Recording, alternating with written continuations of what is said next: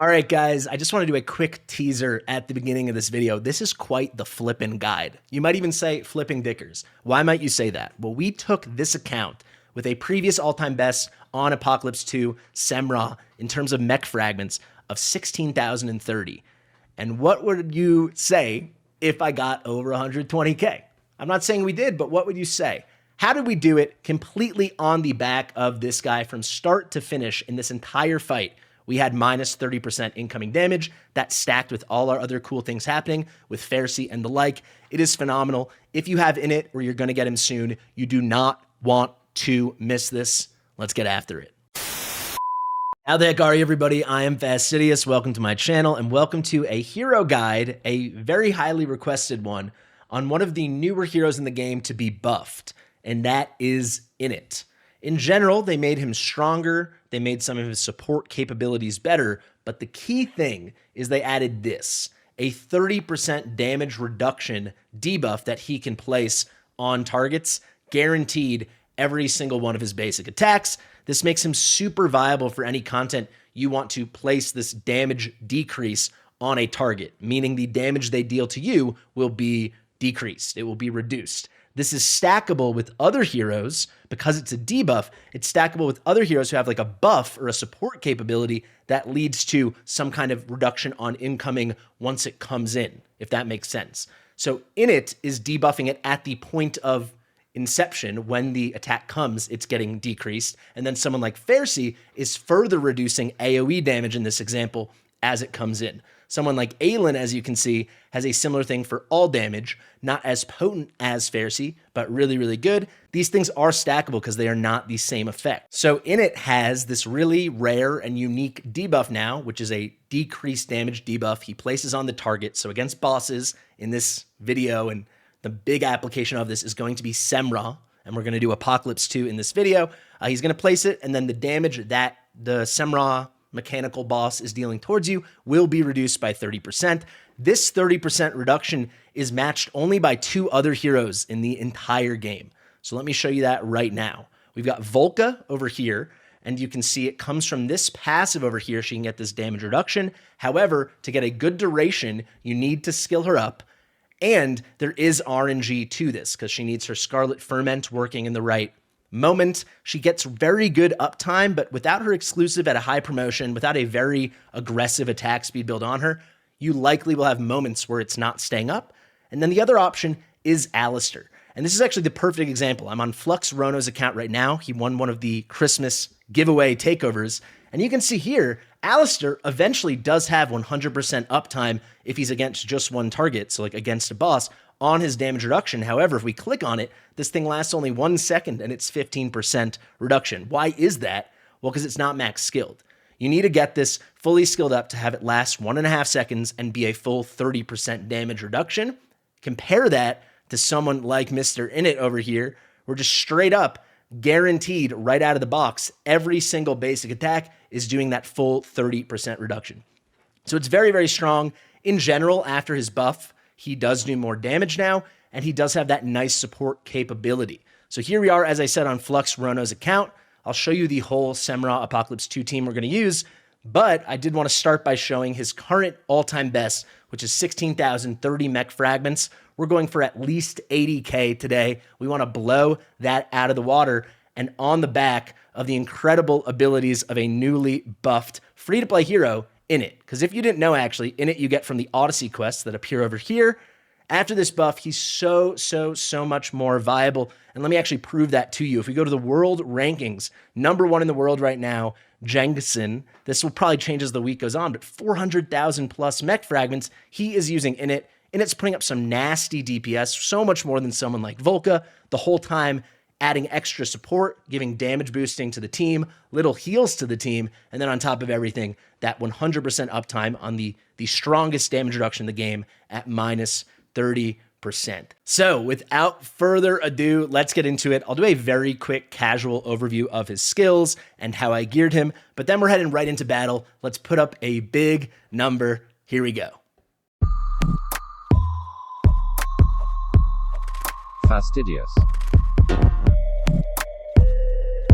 Fastidious. Alrighty, guys, off to the races. Let's get into Init's kit. It is kind of confusing. It's built around this whole summoning mechanism he has with ancient cores. I'll try to dumb it all down and keep things really, really simple. We will take it skill by skill. And then what I did want to give a shout out to is I do want to discuss his Awaken level 1. Now, why is that? Well, you heard me say we're currently on an account that is an all-time best score on Apocalypse 2 in Semrah of 16,000. If you didn't know, when you finally get 80,000, let me see if I can find it. There we go, I found it. If you didn't know, when you finally do get 80,000 against Apocalypse 2, you get a Soulstone Fort in it. And that will take him to a whole nother level, so we'll be sure to discuss that. So let's check out our Guild Boss 2 team again, and let's check out Init, see what he is all about.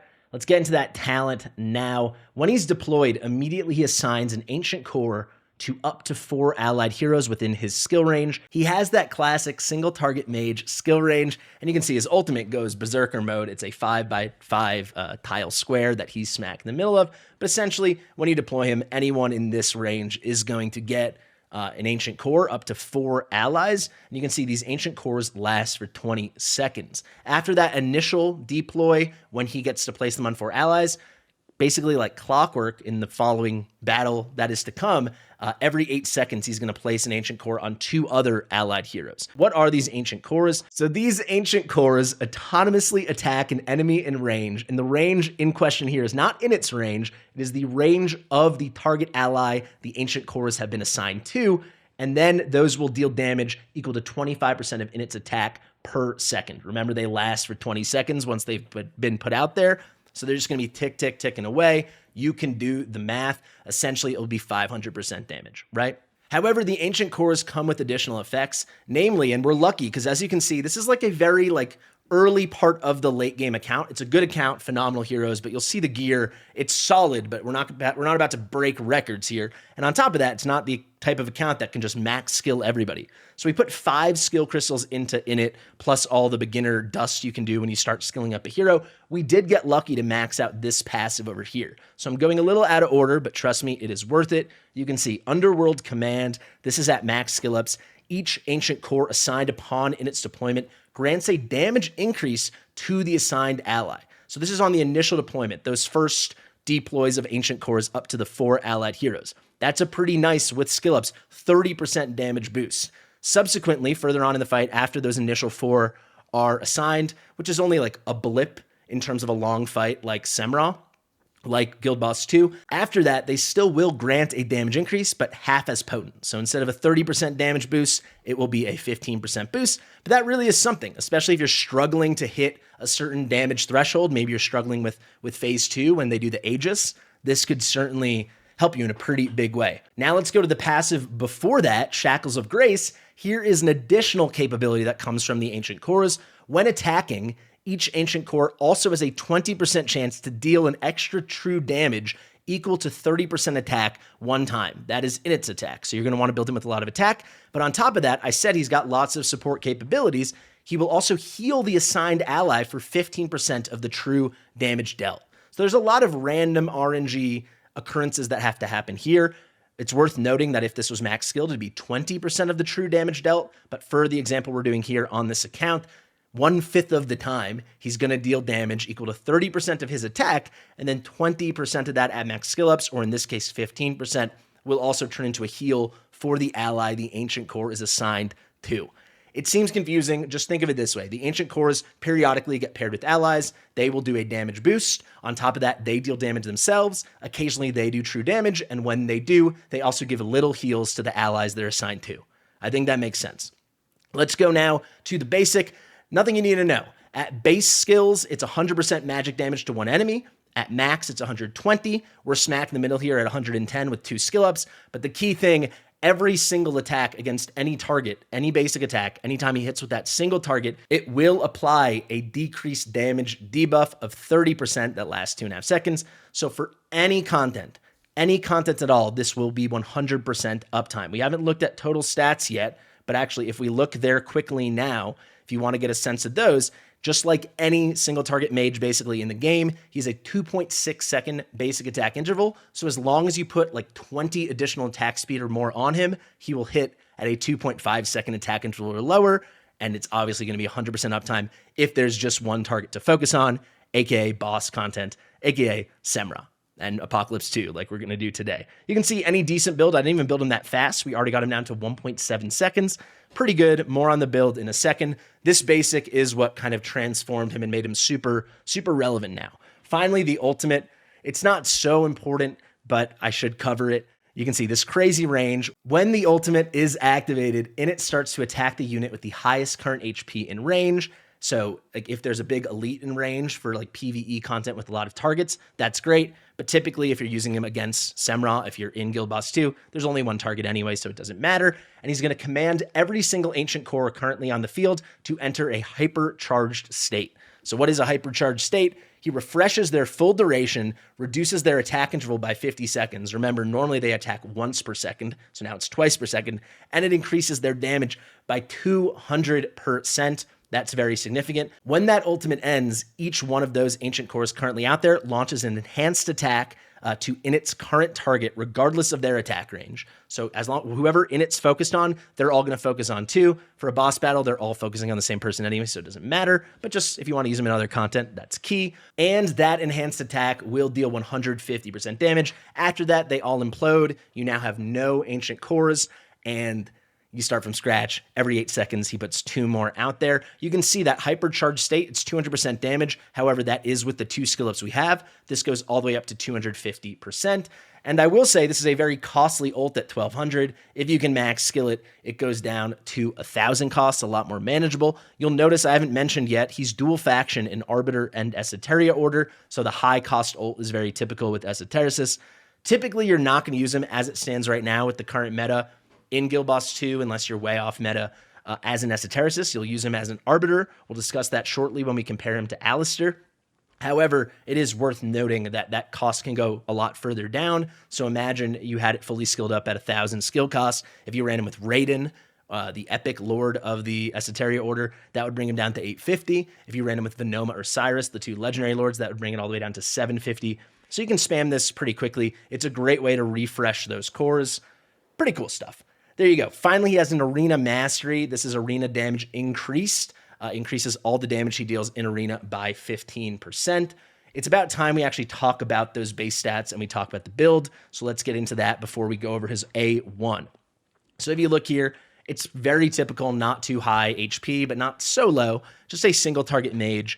Very standard 4500. That base attack is very typical of any single target mage. We wish it was higher, but it is what it is. Magic res is pretty high. Defense is pretty average. His cost is 19, completely standard for any single target mage that is a legendary in this game. A 2.6 second basic attack interval, and everything else very, very standard. 14 rage regen auto, so passively every second he generates 4 ticks of rage, and then his rage regen based off of his basic attacks is 10. Totally standard. This is what rage regen percentage scales with. So now that we know that, how do you build the guy? As you see, a lot of stuff from his kit with the true damage potential, and just because you're going to use him against harder, more endgame content, you're going to need a lot of attack. So that's exactly what we tried to do here. You see on the right side, ideally you would want triple attack bonus as the main stat. You can see we got that here and we got that here. However, we did have to go for crit damage on the amulet simply because this is a nice account, but it's not like an account with every piece of gear you could ever want. So we're somewhat limited on the Soulbound Arcana. If you're wondering why we're using Soulbound Arcana, he really doesn't scale with Infernal Roar. The big blasts he does at the end of his ultimate, that doesn't scale. Everything the Ancient Cores do, that is not scaling. So Soulbound Arcana is just a better choice. If we go to the left side, you absolutely want to run him in Warlord if you can, otherwise Calamity. We got attack bonus here with some crit rate. Then we got some attack bonus. We went crit damage here with attack speed. Again, we were just kind of hamstrung by the gear. And I don't need him critting that much. His big functionality is the debuffing, some nice support, and the opportunities, obviously, for the true damage that the Ancient Cores do, scaling off of his attack. So we kind of just leaned into that, got the attack really high, up to 17.3k. For Semrah, for longer runs, you want a minimum of 25k. I wish this was like 27 or 28. We got it to 26.5. That's solid. Hopefully can get us to 120k, assuming the comp is good enough. I don't know if it is. I am confident that will get us to 80k, and that was very much my goal. You can see for speed, You want him kind of fast. It's not so important because he maintains the uptime really well. So I'd say all else equal, you'll want to go further into attack and crit damage, those kind of stats, maybe even a little rage regen, but you obviously don't want him too slow. I'd say at least 120 attack speed additional. Ideally, you'd want 200 additional plus, so 300 total or more. You can see we did not crit cap him just because of the gear. Crit damage, just a smidge under 300%. And we had a little bit of rage regen, 14%. So that brings his rage regen based off of his basic attacks to 11.4. Finally, before we head into battle, I got to do two things. I want to show you his Awaken level 1, and then I'll very quickly show you our other heroes, and then we shall begin. I'm only going to talk about the Awaken level 1 because you're not getting him any higher unless you put unpolished soulstones into him, which as it stands now, I highly suggest you do not do. However, when you get 80k mech fragments in Semrah Apocalypse 2, in Guild Boss 2, as I hope we're about to do for Flux Rona right now, you will get a free soulstone. I would guess eventually they'll give us more free soulstones like with Volca, so we can keep this going. He's got some cool awakenings. I just don't think they're worth talking about until we've got a chance to get them, because he's not getting your unpolished soulstones, not yet at least. So your Awaken level 1, when deployed, he's going to assign one more Ancient Core to one ally. For something like Semrah, it doesn't matter. It's only on that first initial deployment, so it's really not going to make a big difference. However, this makes him a lot more viable for PvP content like in Arena. He's not going to be meta as it stands now, but he has a place. If you're running an Elysia team or you are running a Praetus team, he's just another good Arbiter to bring along. It's not going to be super meta, like I said, but this does make him more relevant, and you can kind of get the Ancient Cores going where you need to go. The caveat being, right, with Arena, he already is assigning 4 on deploy, and he's only going to have 4 allies, even if you deploy him last. So even as I say it, I'm kind of talking myself out of it. I guess it would help strictly with future content to come. You could see how maybe it could help you in like Gear Raid 1, but I think basically no one in the entire game is ever going to be doing Gear Raid 1 with Init, because if you got Init, you've probably cleared all the Gear Raids. It's a long slog to get him. I guess it's possible. There could be some people, but in general, this more is to give him more usability in PvE content for things moving forward, or maybe we're going to have some kind of PvP content where you have more than 4 other allies. That's basically the only stuff I can think of. It's a nice bonus though. It's kind of a little reward, but it is nothing compared to Volca's A1, for example. Speaking of comparisons, there's one final thing we have to do. That's compare him to the very obvious other hero like him, another Arbiter Mage with damage reduction, with decreased damage on the target you place it upon. That being Alistair. I would say deciding between Init and Alistair for Apocalypse 2 is very simple. Do you have skill crystals to use? If so, then you can invest in this skill, Noble Debilitation, and now they're on an even playing field. They've both got 100% uptime, easy to build, you're cooking. If you don't have the skill crystals, you kind of have to use Init. If you do, and you have evened them out, now how do you decide? Well, if you're running an Arbiter team, you should be running Init unless you have A1 Alistair or more. Alistair's A1 is one of the better awakenings in the game. Phenomenal, synergizes beautifully with the Arbiters. It gives a lot more Radiant Erosion, and I think it just makes him a more desirable option. However, if you have a fully skilled Init and you have crazy Arbiters, there is an argument that he's going to lead to more DPS. So it's kind of a give or take. If you go through the top teams, there's a lot of people doing both. I would say, gun to my head, A1 Alistair over Init, but A0 Init over Alistair. There's another big thing to consider. Alistair has dual faction with Watchguard. Init has dual faction with Esoteria Order.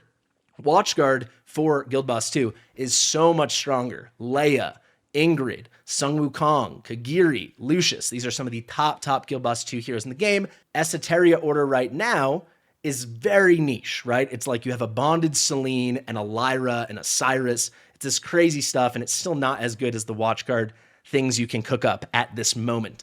So if you don't have an Arbiter Lord, obviously the choice is Alistair, assuming he is skilled up and they both have the minus 30% damage reduction. So I hope that answers your questions.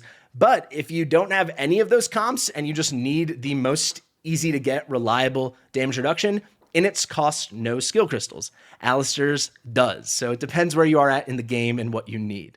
So let me quickly take you through our comp, give you a very speedy peek at all our other heroes. We got Praetus over here. Praetus, gun to my head, I'd do Soulbound Arcana over Infernal Roar, but he's kind of bugged with Infernal Roar, so it still works. We're just cranking his attack to the moon. This is what the gear looks like. We are lucky to have an A1 Praetus, so that will help a lot. He's in a maxed out tier of Twilight. Let's keep going right down the line. We've got Constance. This account has like no Invig gear, so only 2 of our heroes you're going to see have Invig. So when there's no Invig for an inspiration hero, throw some Glacier on her and crank that attack to the moon. That's exactly what we did. We have a nearly maxed out Astral Obelisk. And if I show you here, a nice chunk, just broke 15k attack. It's not too crazy, let's be honest, but we're also getting a nice contribution from that HP as well. So there we have it. I showed you Init already, obviously.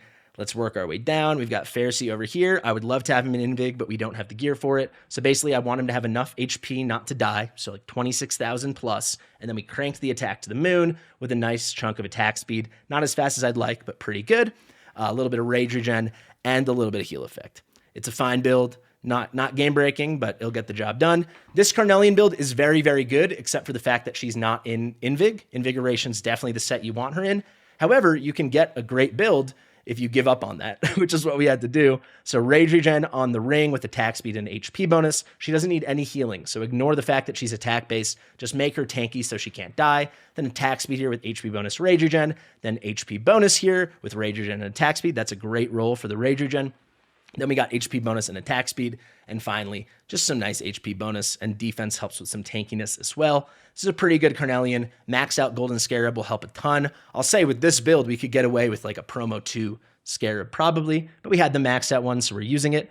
I mentioned we had 2 Invig heroes. Would you believe Tordor is one of them? We actually had some decent tank gear. This was actually an Asclepius piece I had to ascend, but hey, it was pretty good, and he had tons of materials from Gear Aid 2, which is too bad because he doesn't have tons of gear from it, but it allowed us to ascend that Asclepius. Over here, very nice tanky piece. You know, maybe I shouldn't say very nice. We wish there was attack speed. We wish there was defense bonus, but hey, it's all right. This one, at least we got a touch of defense bonus, and then we leaned heavily with the best tank gear we could find from the left. But you'll see there's like no attack speed on this Tordor. He's not here for stuns because he's barely going to move. He is here just to be our tank and apply the Invig on the necessary hero. Some more tankiness here. Finally, for the artifact, because our defense was looking a little low, we crank it to the moon with a maxed out Goddess Grace. Now we've got Kagiri. He got our 3rd worst Soulbound Arcana set. We had to put a crit rate bangle on him. Over here, we had to take attack speed. Finally, we did get this okay piece over here. We went kind of nuts on the left side, though. This piece is great, even though it has a low attack bonus roll. And then here, pretty solid. He's dang speedy. He's got a nice chunk of crit damage. The attack is still solid because he has very high base attack. That's Kagiri. He's got a base promotion exclusive artifact. Let's go to Sun Wukong now because he's right here. We actually have a promo 1 exclusive artifact for him. Not too shabby. He got the best Soulbound Arcana. So it went Sun Wukong got the best, then Init, then Kagiri. If I show you now, attack bonus, crit rate, attack speed, flat attack. No crit damage, but we'll live. We picked up some crit damage over here. Beautiful substats. We went for more crit damage over here because, again, we were kind of strapped for the Soulbound Arcana, but tons of attack bonus. It's all right. Of course, we went Warlord on the left. You really should for these high attack heroes. For Semrah, for Guild Boss 2, just crank that attack to the moon. So if you can't do Warlord, do Calamity. After that, you can start thinking about Wicked Vengeance. Obviously, if you have Wicked Vengeance or Annihilating Might and they have amazing substats, do whatever you want. But this is what we did. Attack bonus, attack speed, crit rate. And then finally, our nice little trio, attack bonus, crit damage, crit rate. All right, let's finish this off. Twyla, she got our best Infernal Roar. Praetus got the one with the most attack, but this is the most overall good. We do have an A2 Twyla over here, so that's pretty strong. Let's max this one out quickly. And you'll see it's a nice ass build, mind my language. Just 3 Ancients on the right. We got this nice thing on the left with attack bonus, crit rate, crit damage. And then we got crit rate, attack bonus, attack speed. If we look over here, a nice build, 18.8k attack. She's speedy with 440 with a 4.4 second attack interval. Crit capped with almost 350% crit damage. We like this a lot. She's max skilled. Basically everyone but Init's max skilled, unfortunately, but it is what it is. I think this is a realistic display of what it would be like. For the artifact, we went for a maxed out Scarlet Hunt. Twyla obviously puts out a ton of bleed. Finally, we got Elwyn. This is our other Invig hero. She got the best Invig gear on the account. Attack bonus here with some flat HP, which helps, and then attack speed and rage regen. You need attack speed on the amulet to make sure she cycles quickly enough. A little attack bonus and then some nice HP. We don't want her to die. We had to go heal effect here on the bangle because it's what we had. Nice attack speed, nice rage regen. And then over here, I was hunting for attack bonus, HP bonus, attack speed. And finally, attack bonus and HP bonus. We wanted her tanky enough not to die. We got her to 28.5k. That should be good enough. For the artifact, she's got a maxed out golden scarab, and that'll do for our comp. Without further ado, let's head into this Semrah Guid Boss 2 Apocalypse 2 featuring Init.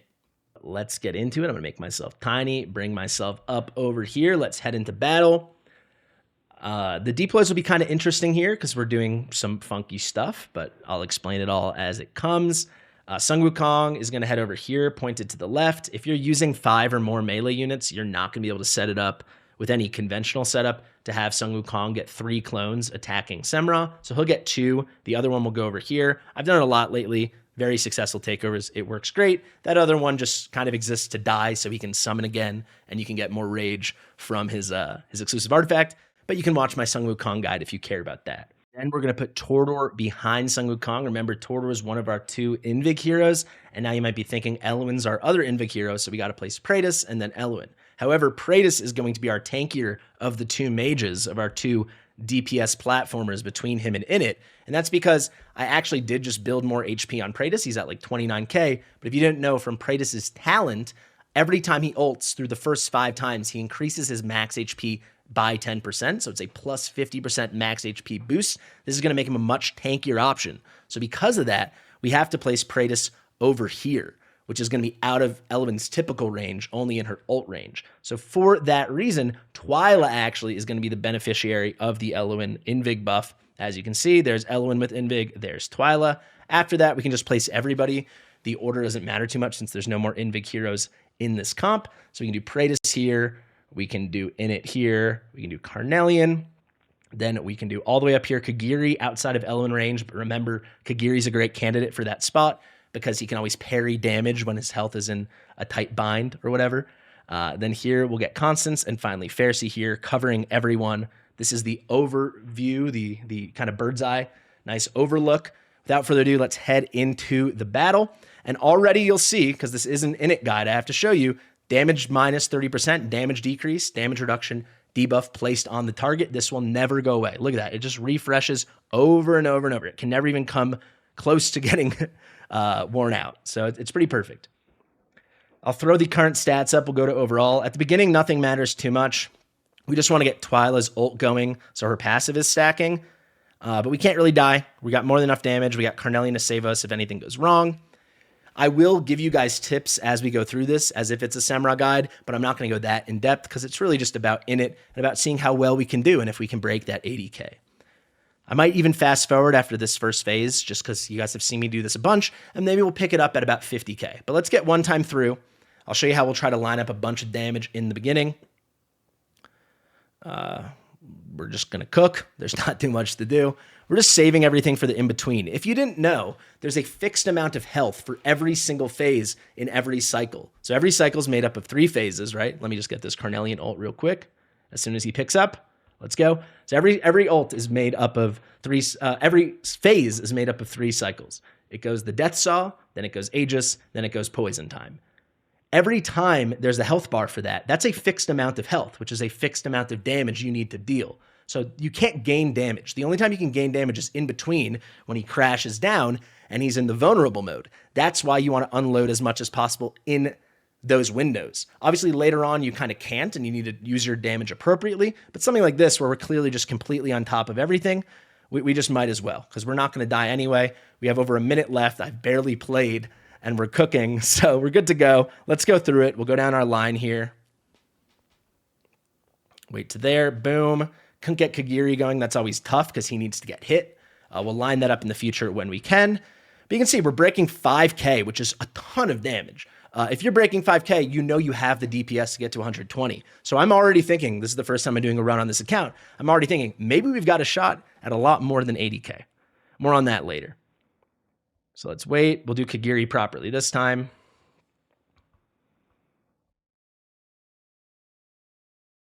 You can see we're just even the hard Aegis mode with Kagiri stripping it off with how easy this first cycle is. We're tearing through this thing. So I really don't have to think about it too much. It's mostly focusing just on the in-betweens. You'll see the vulnerable debuffs will pop up. I'll try to point that out to you. And we're just trying to take good advantage. I'm not even worried too much about cycling Twyla because she'll get her 8 ults done eventually. This is going to be a long fight, and I can see the damage is really, really good. So there's not too much to worry about. Let's get another Kagiri. Let's see if we can line up a nice in-between here with Kagiri and take advantage of everything he can do. So let's start to go down the line. Let's wait for... Are you going to come back for me, Kagiri, or no? We just missed him. That stinks. Too bad, though. Doesn't matter. Let's go. I want to point this out to you guys very quickly. Let's get Sun Wukong, and you'll see this over here, this debuff.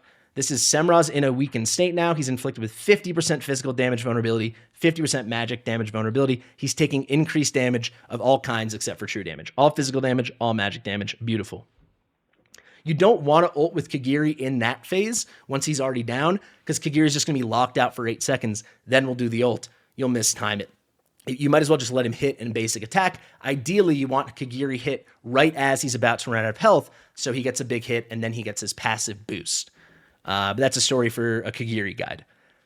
Anyway, you can see we're off to the races. We're already over 10k. The damage is looking really, really good. Like I said, this is going to be a longer fight than I think. So after like 50, 60k frags, then we'll pick it back up. Let's just do one final phase here so you can see the whole cycle. We've got poison time. The second this moves, we can trigger Eloin. Kaboom. Beautiful. You see Kagiri has this terrible RNG. His talent hit, pushing him out of Eloin range. So if that happens later on in the fight, we're actually kind of screwed. Thankfully, we have enough DPS that will make it through, as long as it's, as long as it's not really late in the fight. But that always sucks. There's no other way to put it. Kagiri, like, he does his big whoosh out of range, so he's like over here when Eloin goes to cleanse. It doesn't happen very often, but anyone that's used him in Semrah a lot, you know what I'm talking about. Let's trigger these two. Look at Kagiri. He's like trying to die over there. Let's get ready with Eloin. You can see it's a good build. She's cooking. She's ready to go. That time we did get Kagiri. Everything's good. Let's see if we can line this up so I can show you what I'm talking about. Here we go. Trigger Constance. Now Kagiri, right as we're running out of health, now we'll get the boost. He'll pass through everything and get his nice passive boost as well. Now we're totally cooking. Trigger Wukong, off to the races. Let's get a little check-in after this first cycle. Can we break 15k? That's a nice number I'm always looking for, and we absolutely do.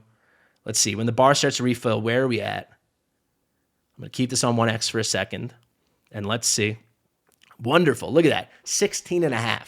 So we're looking in really good shape. I'll see you guys in about, call it 40, 50,000 frags from now, somewhere in that 50 to 70 frags range, and then we'll finish off the fight together and see how well we can actually do. Let's cook, baby.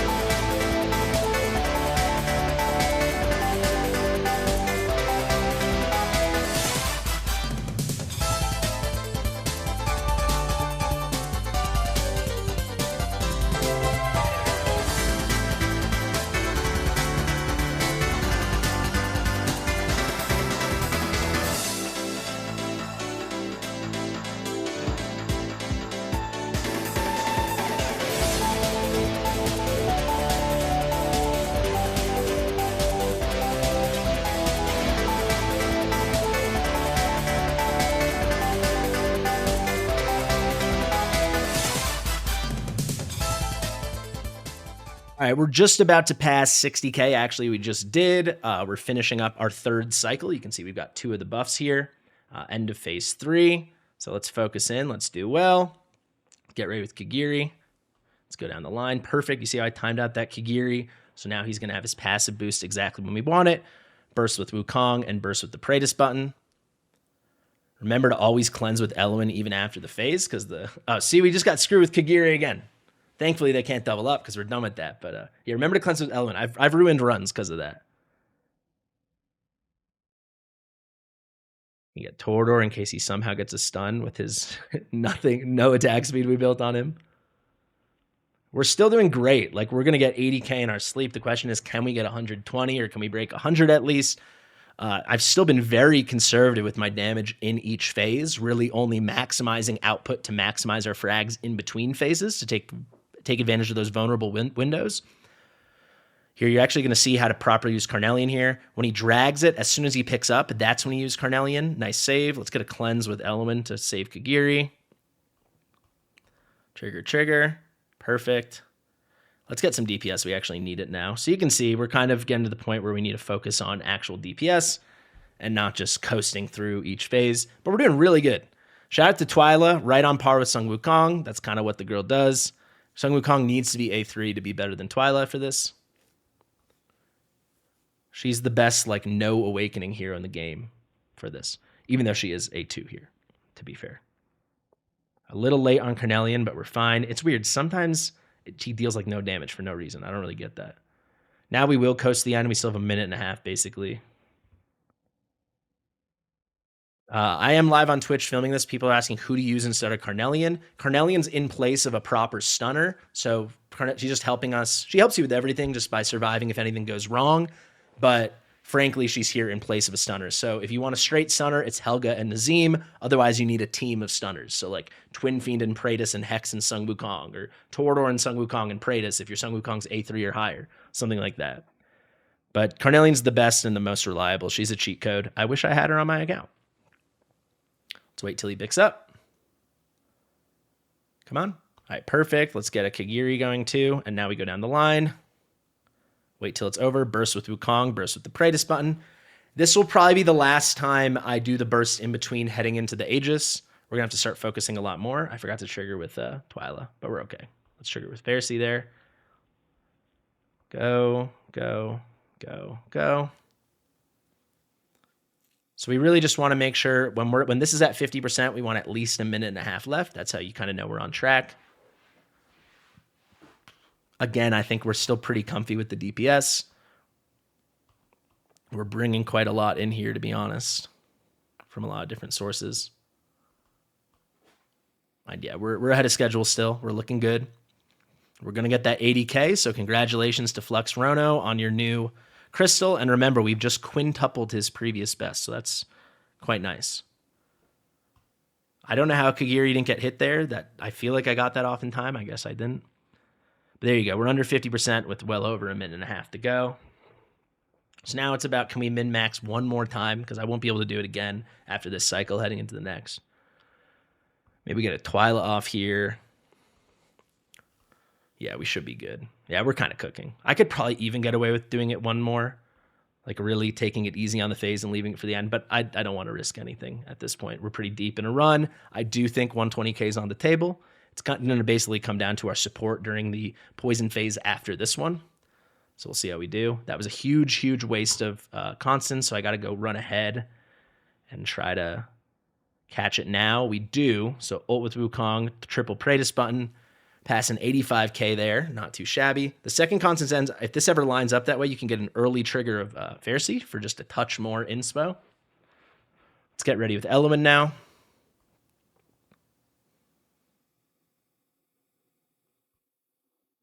All right, no Kagiri annoying stuff, so that's good. Let's get ready with Kagiri and to go down the line. Perfect. Let's get that DPS out. No more being cute here. Triple Praetus button, and you can see we're tearing through this guy. So the way I do it, if you have Carnelian and Pharisee, towards the beginning of the laser, I use Carnelian. Towards the end, I use Pharisee. That seems to work. Carnelian's there for an early save, and you've got Pharisee if you need it. But you can see we're getting obliterated right now. Our healing's really bad. I mentioned we don't have good invig, so we're kind of getting toasted. Let's start hammering Elo in here. We just got the cleanse off. Look how low Kagiri is. So I actually think, as it stands now, we're going to fail just before 120K, because I think we're going to fail in the next poison phase, just given the gear and the support we have, which really sucks. So the way you compensate is, instead of unloading the DPS next time after the Aegis, I'm going to hold it all if I can line it up properly, and use it at the beginning of the poison, because we're really just getting shellacked right now. This is not nice.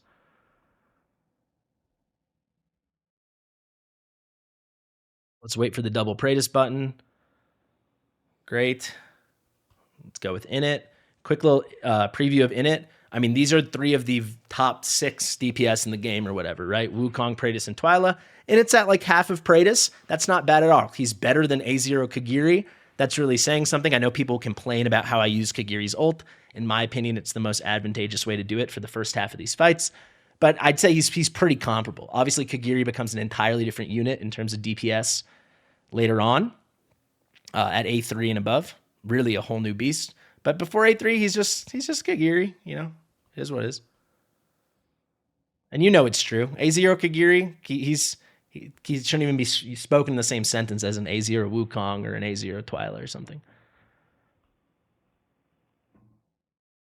Make sure if you're ever in a situation like this, don't forget to get that last cleanse off, even though the phase is over.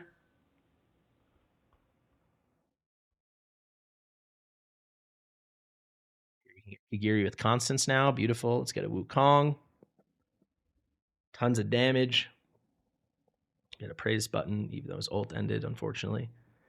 Let's get ready with Carnelian. We're about to pass 100K. So this is going to be I'm going to tell you, this is going to be one of the closest attempts to 120 I've ever been at, just because of where our support's at. You can see we have more than enough defense. Like, we're actually at the point, look, we actually just had what would have been a kill on Pharisee. We saved it with Carnelian. So that's how this goes.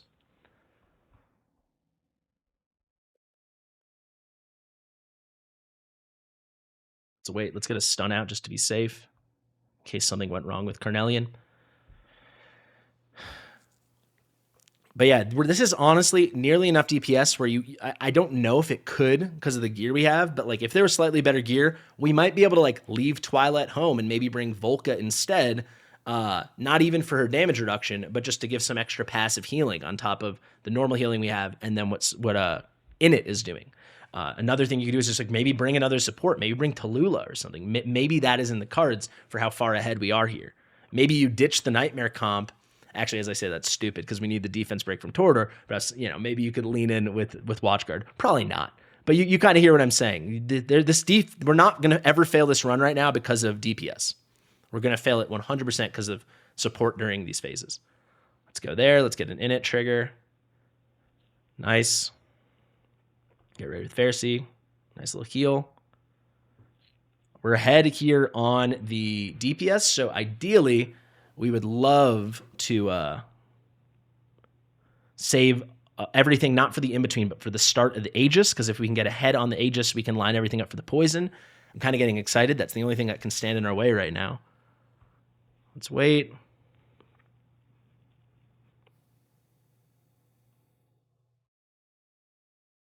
Nice. Okay. So look, he's going to drop here. Let's get ready with Pharisee. I could unload. You can see we've lined everything up. All the ults are there. I'm not going to do that. The head goes down once. The head goes down twice. The head goes down a third time as it starts to come back up. Now let's rip down the line here and get a bunch of DPS out so we get an early head start, maximizing our DPS at the start of this phase. Triple Praetus button. Boom. We even have constants lining up here with Kagiri, passing 107K. And look at that. We took off a quarter of this with only 25 seconds into the phase. That should give us a nice little bit of breathing room and flexibility. We'll definitely clear this Aegis. We should be able to hopefully clear it and line it up for the start of the poison.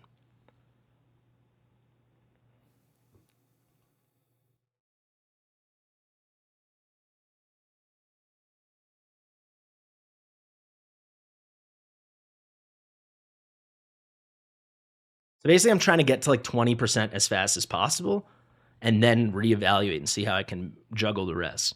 Because here we are halfway done with still 2 minutes left. That's pretty good.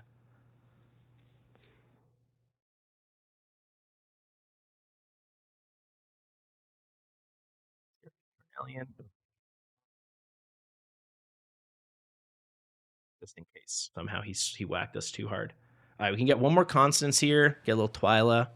We're kind of in good shape, halfway done, and we have 2/3 of health gone. Halfway done in terms of time, I mean. Let's get Init going. Let's get one more Wukong.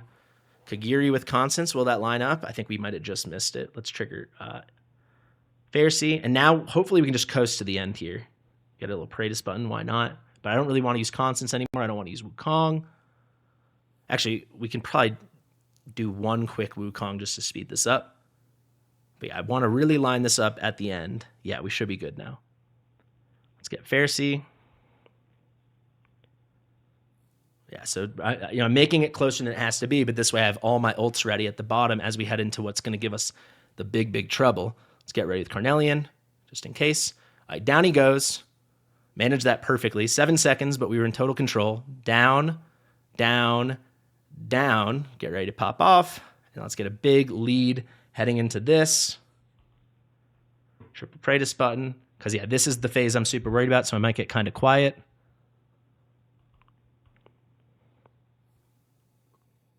Pharisee we just got screwed. We can still make it through, though.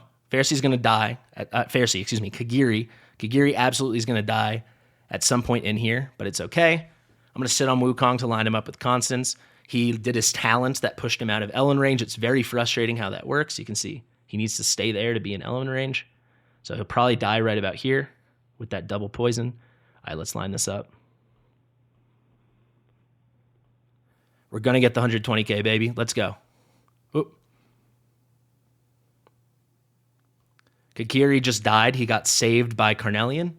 And look how low everyone is. Carnelian actually just saved basically everyone. That was kind of an S show. Everyone dies, including Elowen, just as we pass 120. I told you it'd be close. Holy crap. Holy crap. That's the closest 120K we've ever gotten. Unbelievable. We brought this guy from 16K to 120. You got to love it. Elowen, yeah, we're lacking the support, but we just made it. Phenomenal. But if you treat this as an 80K guide, it was easy peasy. And let's do a final check-in. Think about how quickly we would have died without Init. We had minus 30% incoming damage the entire fight, from the first second to the last second, because of Init.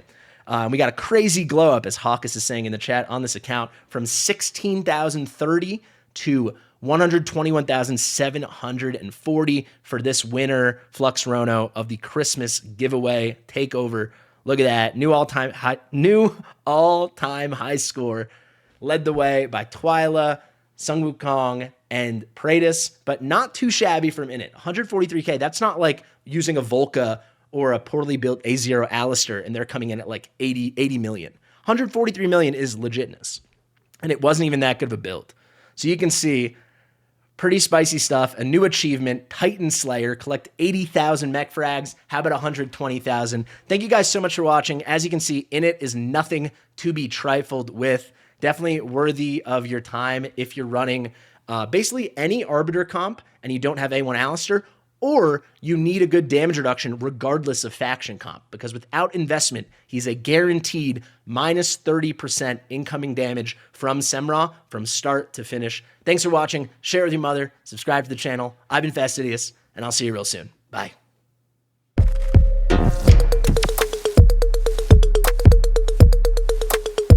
Fastidious.